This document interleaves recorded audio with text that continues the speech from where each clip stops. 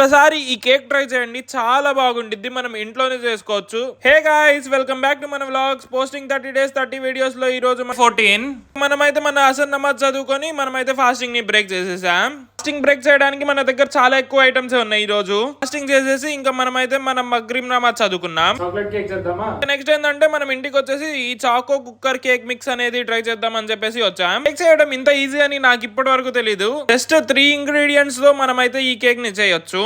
లోనే మనకి ఒక మిక్స్ అయితే ఉండిద్ది. దాంట్లోనే మనమైతే మిల్క్ యాడ్ చేసేసి 120 ml కొంచెం ఆయిల్ యాడ్ చేసేస్తే చాలు. ఆ డోని అయితే మంచిగా మిక్స్ చేసుకోవాలి. థిక్ కన్సిస్టెన్సీ వచ్చేంత వరకు మిక్స్ చేస్తూనే ఉండాలి. ఇంకా ఒక బౌల్ తీసుకొని ఆయిల్ అప్లై చేయాలి రౌండ్, ఎందుకంటే కేక్ స్టిక్ అవ్వకుండా ఉండిద్ది. ఇలా మిక్స్ చేసుకున్న డో మొత్తం ఆ బౌల్ లో వేసేసి పైన చాక్లెట్ తో గార్నిష్ చేయొచ్చు. మనమైతే కుక్కర్ కాకుండా ఇడ్లీ స్టీమర్ లో అయితే స్టీమ్ చేస్తున్నాం అన్నమాట కేక్. అప్రాక్సిమేట్లీ 10 to 15 minutes మనమైతే వెయిట్ చేస్తే చాలు. కేక్ అయితే పర్ఫెక్ట్లీ బేక్ అయింది. ఇంకా ఆ ప్యాక్ లోనే మనకి స్ప్రింకిల్స్ ఇస్తారు. ఆ స్ప్రింకిల్స్ తో గార్నిష్ చేసుకొని కేక్ ని తింటే చాలా బాగుంది. నెక్స్ట్ ఏంటంటే మనం ఇషా నమాజ్ అండ్ తరావీ నమాజ్ చదువుకున్నాం. మీరైతే మన పేజ్ ని ఫాలో చేసి ఉంచండి. Follow for mobile.